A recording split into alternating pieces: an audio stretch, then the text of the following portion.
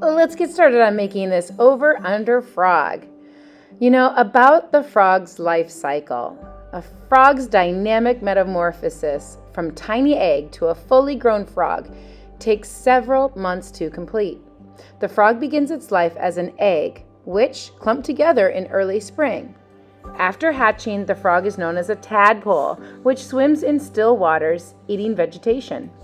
Soon after, its legs begin to grow while its tail shrinks down until it becomes a froglet, which looks like a fully grown frog with a slight tail.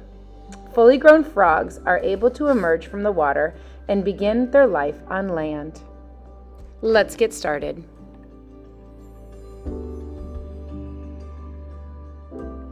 On a piece of paper, go ahead and use one of the drawing guides to help you get started on drawing your frog. And one of the things I started when I drew my frog is I also drew the line that separates sky from ground, or in this case, sky from water, so that again, it gives that idea of it being over the water as well as under the water, talking a little bit about its life cycle. When you're done in pencil, grab a Sharpie and outline.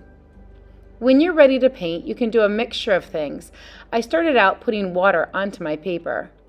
When you take your paint, your watercolors, it should never be sticky. Please use plenty of water when you use your water paint. The other cool thing about watercolors is you can let your colors mix and blend like I did in the sky. I put some orange and some yellow together. In the frog, I just went ahead and I used plain watercolors to paint that in, and then continued in areas that I wanted all in green.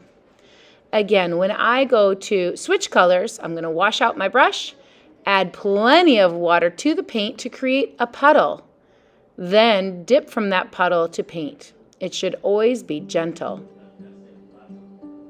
Let's take a moment and let that dry. And once it's dry, you can get your project back and start adding on some of your oil pastel details.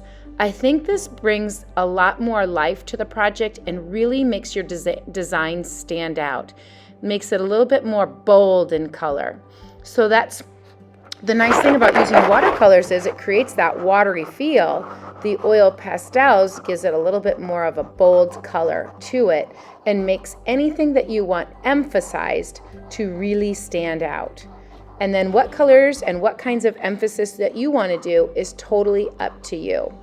I love layering on different colors onto my frog's body. I feel like that makes it a little bit more lifelike, but I also really like the way it looks when I take my black oil pastel and emphasize the contour lines that I created with pencil and marker.